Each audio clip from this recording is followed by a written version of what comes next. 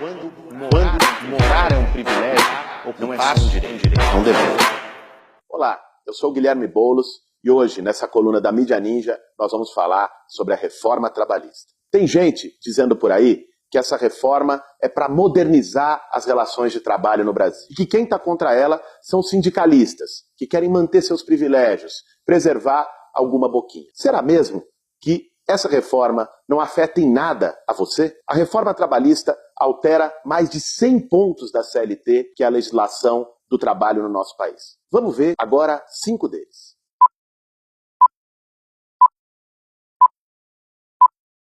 O primeiro ponto é o que eles chamam do negociado sobre o legislado. Colocam esse nome difícil exatamente para que ninguém entenda. Mas na prática, isso quer dizer que aquilo que o trabalhador negociar com a empresa vai valer mais do que o que está previsto na lei.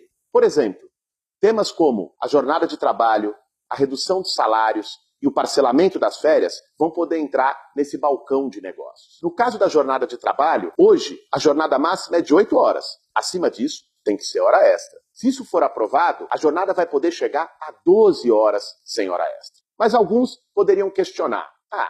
Mas é um acordo. O trabalhador tem que concordar. Na vida real, a gente sabe que não é bem assim. Um acordo entre trabalhador e empresa se dá em condições muito desiguais. O patrão vai lá e impõe. Se o trabalhador não aceitar, tem outros 5 mil na fila, desempregados, que podem aceitar por ele. O desemprego, muitas vezes, força o trabalhador a aceitar acordos nos quais ele sabe que está sendo prejudicado. É a mesma coisa de colocar o lobo e a ovelha para fazerem um acordo livre entre eles. A gente sabe muito bem no que vai dar. Outro ponto é o trabalho intermitente. Nome difícil, né?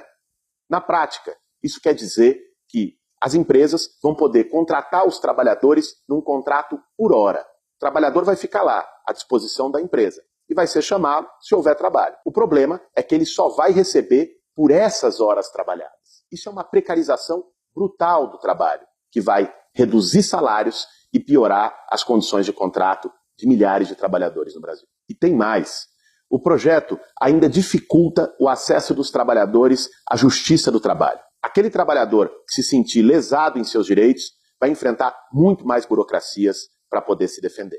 Por exemplo, hoje, o trabalhador que demonstrar não ter condições financeiras, ele tem acesso à justiça gratuita. O projeto da reforma muda isso e exige que mesmo os trabalhadores mais pobres paguem, por exemplo, pela perícia. Muitos não vão ter condições e o processo vai parar aí. Outra coisa é que eles pretendem facilitar a prescrição. Ou seja, se o patrão enrolar, o processo vai acabar e você não ganha nada no final. Termina tudo em pizza.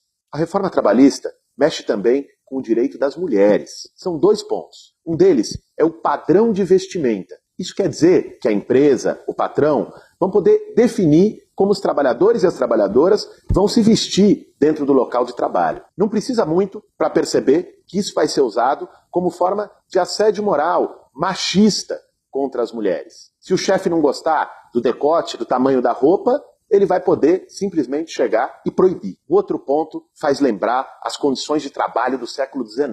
O projeto autoriza mulheres grávidas a trabalharem em locais insalubres. Hoje, é claro, isso é expressamente proibido pela lei. Mas se o projeto for aprovado, com um simples atestado que pode ser dado pelo próprio médico da empresa, as grávidas podem ser obrigadas a trabalhar em ambientes totalmente inadequados, ambientes fechados, sem ventilação ou mesmo com produtos químicos perigosos. Para terminar, o projeto da reforma bate o martelo na questão da terceirização. Em março, a Câmara dos Deputados já havia aprovado um projeto absurdo da terceirização, que ataca duramente os nossos direitos. A terceirização, você sabe, já existe no Brasil, só que até hoje ela era permitida apenas para as atividades secundárias e não para a atividade principal de uma empresa. O banco podia terceirizar a segurança, a limpeza, mas não o trabalho dos bancários. A partir de agora, liberou geral, pode terceirizar tudo. Na época, eles haviam prometido que, no texto da reforma trabalhista, viriam algumas garantias, compensações para os trabalhadores. Que nada.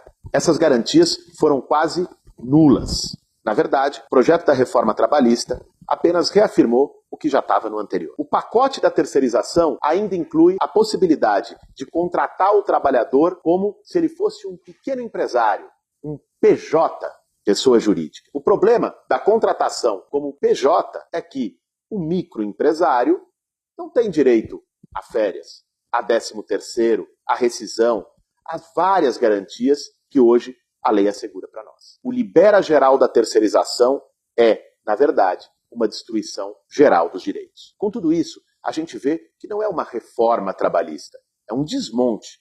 E olha que nós só vimos aqui 5 pontos, são mais de 100. A Câmara dos Deputados já aprovou esse absurdo. Ele está no Senado, pode ser votado a qualquer momento. E vejam só a ironia, quem quer aprovar isso tudo é o Congresso Nacional mais desmoralizado da história do país e um governo que não tem nem 10% de aprovação do povo brasileiro. Foi por isso que nós fizemos uma greve geral no último dia 28 de abril. Para quem acha que a reforma trabalhista não tem a ver com você, abre o olho, ainda é tempo. Essa não é uma questão apenas dos sindicatos e dos movimentos sociais.